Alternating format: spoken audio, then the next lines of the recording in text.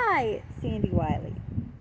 I've been doing videos about infatuation and love and whether you're in a fling or the real thing. But now I'm going to do a video about what happens when your heart is breaking.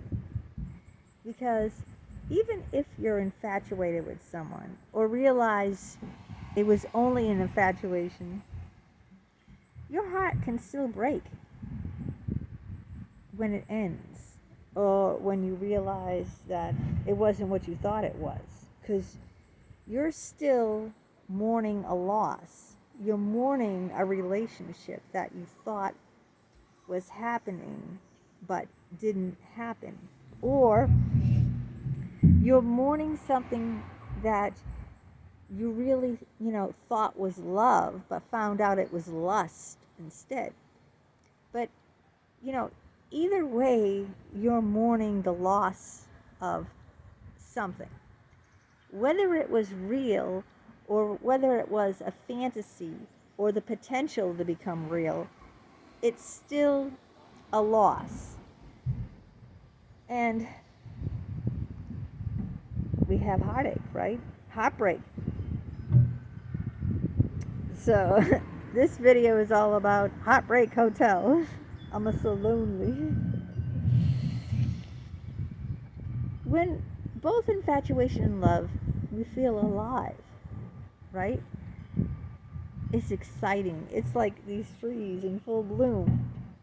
And when that dies, whether we lose a relationship or we find out we don't have any relationship and we never did have one and it was all in our head, or the person is just not interested at all and completely ghosts us or breadcrumbs us, then it's like these trees all in beautiful bloom and green.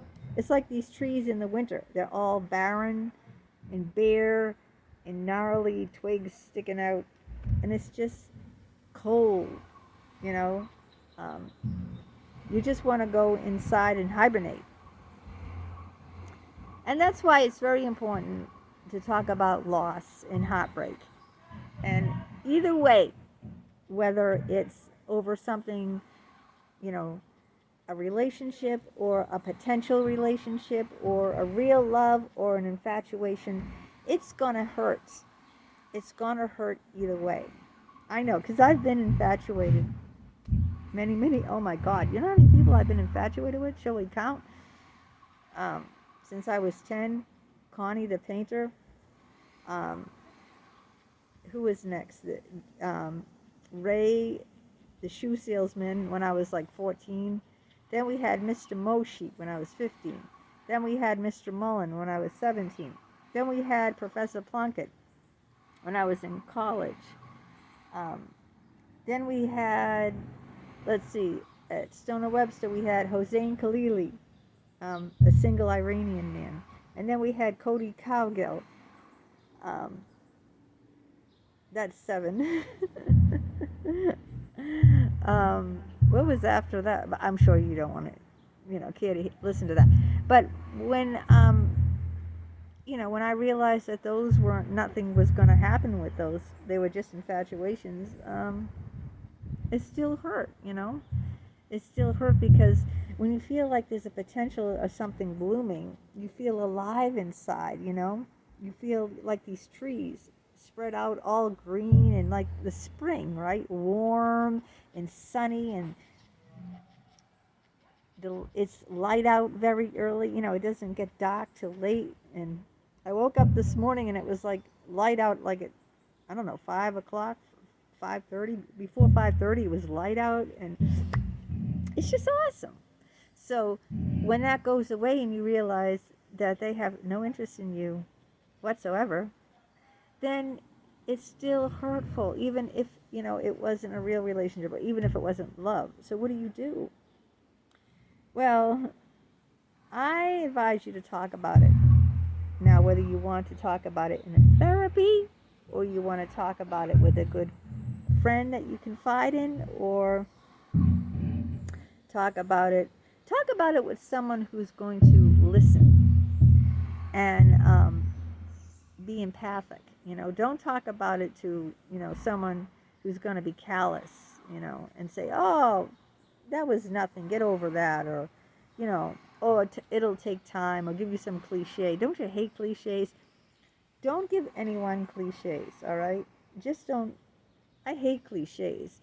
When someone says, it was meant to be. Oh, yeah, it's meant to be my son lost his brain. Or it's meant to be that my friend Linda, her 1.5-year-old died of cancer. Don't you hate people that say, it was meant to be, it's all for the best, or time will heal all wounds? Guess what? I am not going to give you any of those cliches whatsoever, because I respect you, and because I hate them. I'm not going to say them to you. So what am I going to tell you? Like I said, try to talk to someone that will not give you cliches, that will listen, really listen, pay attention, and like appreciate what you're going through. Maybe someone who's been through it before. I think the only people that can really appreciate what someone goes through is someone who's been through something similar before. If I've never been through something, how am I going to really appreciate what someone else is going through? That's like in AA.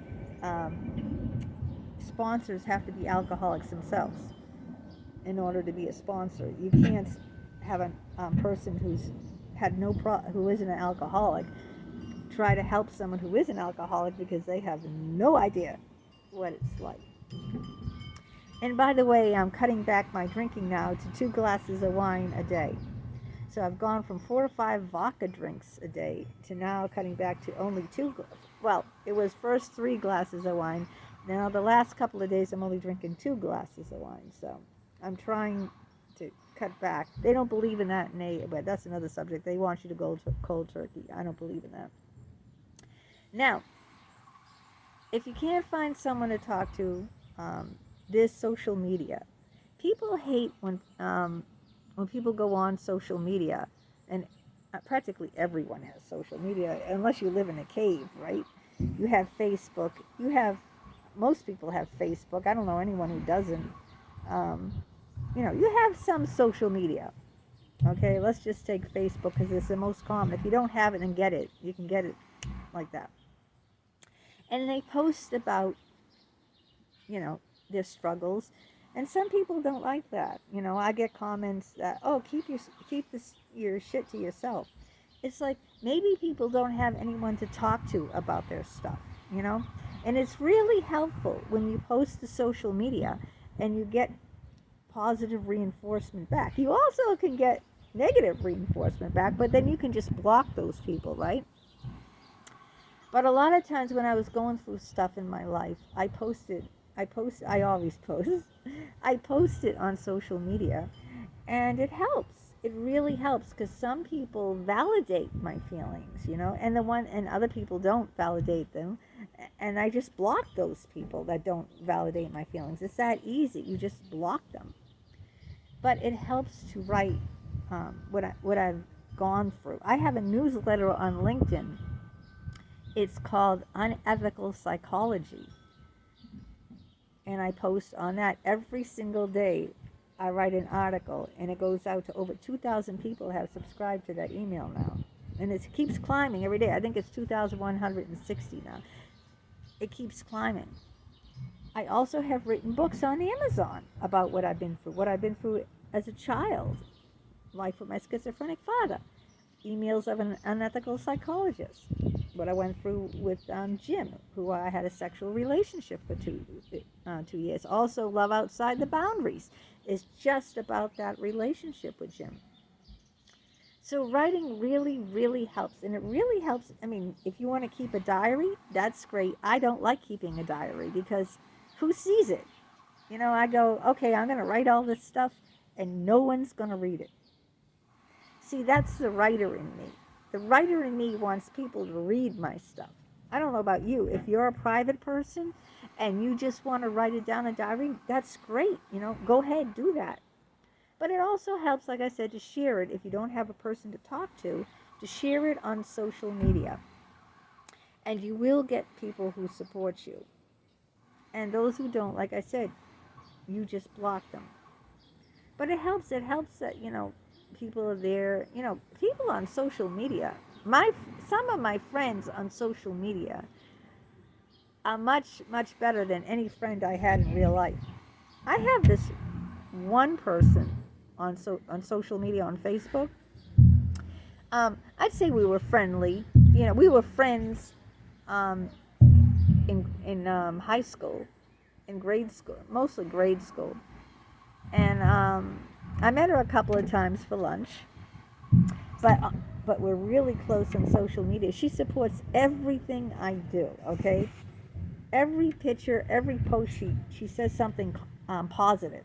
She always has something positive to say about what I put up, and she's bought my books. My other friends, they've never they never bought my books. How many books has she bought of mine? At least 4 or 5, okay? This woman supports me. Not only has she bought my books, right? But she's made 5-star reviews on my books after she's read them. And she writes, not just like give 5 stars, but she'll write a couple of sentences telling people how good the book is. So she's like my biggest fan, So it really helps to have that. So that's what I'm saying. If you're going through a heartbreak or a loss, go on social media.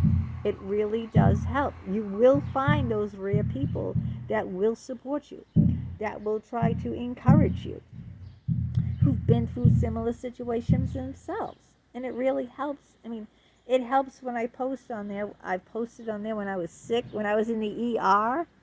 I posted on there and I got a lot of responses on that. I mean, I post on social media all over the place, and it really helps me. And I recommend that you do it too. Some people don't post as much or intimate details as I do.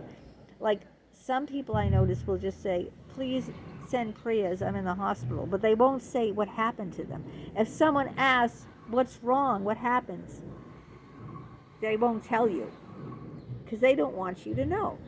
They only want you to know so much. And that's all right. I mean, if that's all you want to share, but you just want people to know, hey, look, I'm in a bad spot now. Or they might say, like I had one person say, like, I'm going through a very bad procedure. And I'm really scared. Can you say prayers? And people will, of course, try to support that person. But other people ask too, like, what's wrong? And they won't want to talk about it. Like if sometimes I ask too, I'll say like, oh, what happened? And if the person gives some excuse, like why they don't want to say, I just leave it alone. I don't bother because I know that person doesn't want to share what happened with them, or doesn't want to go into detail about what happened to them. Like they might say, oh, I broke my foot. And someone might say, oh, how did you do that? And they go, it's a long story. Or something like that. That means they just really don't want, they only want to give you so much. They're not willing to give you everything. And you got to respect where the person is. And just, sharing, if you're going through a breakup, or if someone hurts you, I'm just giving you some advice of how you can vent if you're hurt over some sort of heartache. And what works for me. And what works for me is sharing it. Sharing it with either a person in person who's compassionate, or writing about it, putting it in books and newsletters, or posting it on social media and getting other people's, positive regard, and care. And it does help. I'm not going to tell you time heals all wounds, because that's a cliche. I just say that, you make your best effort every day. That's all you can do. I mean, I've been heartbroken. The last 2 years have been, since the pandemic. Let me say that's 3 years ago, right? The last few years have been hell on earth for me. Hell on earth. During the pandemic, I couldn't see my son, and he was brutally beaten and brutally tormented during that time. nothing I could do about it because I couldn't see him. I didn't know what was happening. And then the man I loved of 16 years,